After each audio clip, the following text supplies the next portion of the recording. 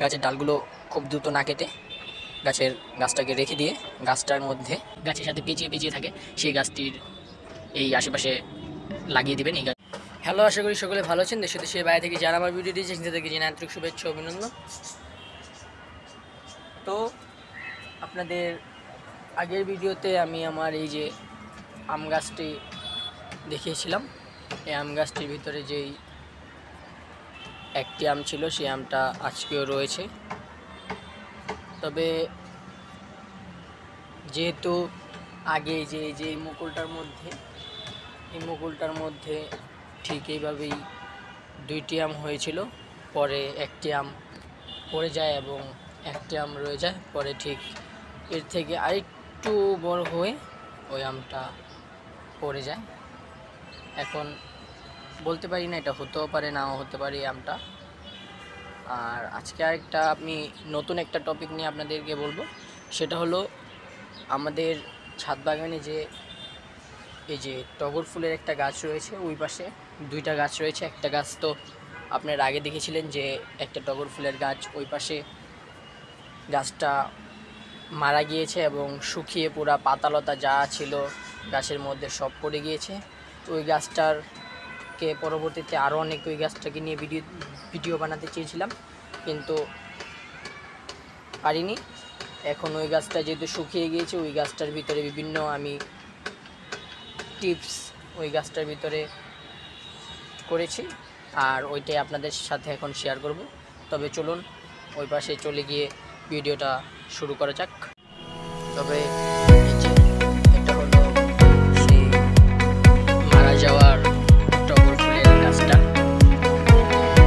এই গাছটা যে সময় মারা যায়, এই গাছটার ভিতরে আমি যেহেতু এই গাছটা মারা যায় সেহেতু এই গাছটা বাঁচায়, গাছটাকে উঠিয়ে এই টবটার ভিতরে অনেকটা গাছ লাগাবে, কিন্তু সেটা উঠিয়ে না উঠিয়ে আমি একটা বুদ্ধি বের করে, সেটা হলো যে আশেপাশে যে নয়নতারা, তারপরে আপনার যে গাছগুলো মানে লতার মতো অন্যান্য গাছের সাথে লতার মতো পিছিয়ে থাকে, সেই সব গাছগুলো এই গাছগুলোর আশেপাশে লাগিয়ে দিই। এই গাছটার আশেপাশে তার মধ্যে রয়েছে মিষ্টি আলু গাছটা লাগিয়ে দিই। এই যে দেখুন মিষ্টি আলু গাছটা, এই গাছটার ভিতরে আস্তে আস্তে পেঁচাচ্ছে।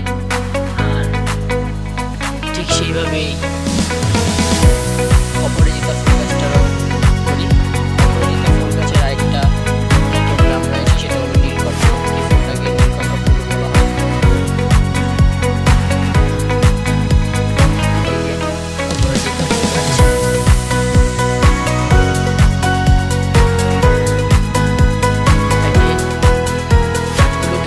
এটার সাথে আস্তে করে তবে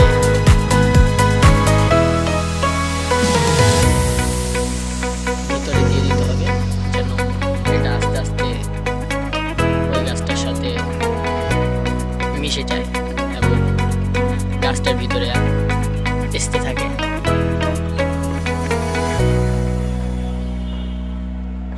আমি এই গাছটাকে এরকমই করলাম।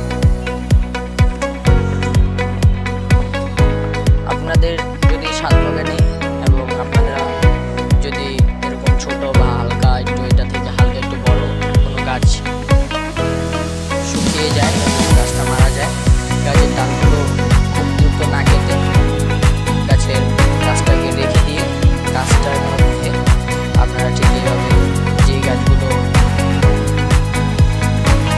মানে পেঁচায়, গাছের সাথে পেঁচিয়ে থাকে, সেই গাছটি এই আশেপাশে লাগিয়ে দেবেন। এই গাছগুলোর আশেপাশে যে গাছগুলো মারা যাবে লাগিয়ে দেওয়ার ফলে এই গাছগুলো আর আলাদাভাবে কোনো কিছু করতে হলো না। এই গাছটার আশেপাশে লিখে দিলে এই গাছটা এই যে খুব সুন্দরভাবে দেখুন পেঁচিয়ে গিয়েছে ডালের সাথে, ডালের সাথে একটা না একটা লতা পেঁচানো।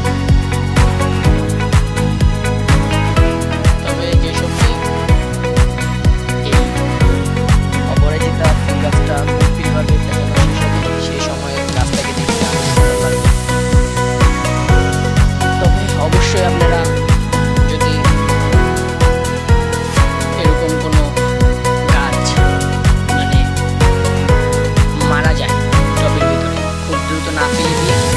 সময় একদম পুরা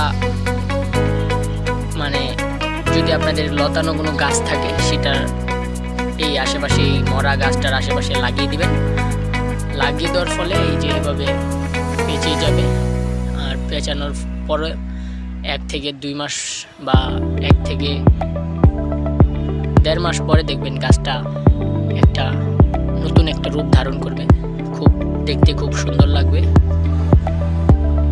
আর সামনের ভিডিওতে তো আপনাদের সবগুলো গাছ এক এক করে দেখাবই। তবে খুব সুন্দর করে এই গাছটা পেঁচিয়ে গিয়েছে এই গাছটার সাথে। তবে এই ছিল ভিডিও, সামনের কোনো ভিডিওতে দেখা হবে নেক্সট কোনো বিষয় নিয়ে, নেক্সট কোনো টপিক নিয়ে। বাই।